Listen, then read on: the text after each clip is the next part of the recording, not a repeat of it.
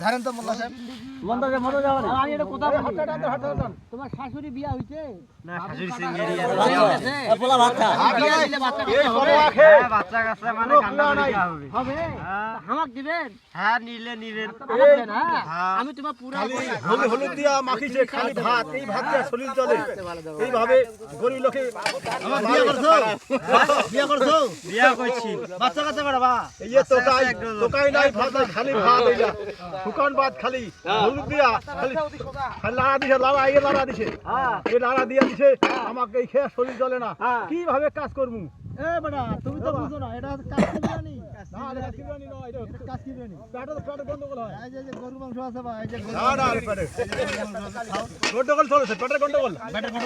পেটে গন্ডগোল 17 বার মাঝে হাগিয়ে যাচ্ছে কিভাবে কাজ করবি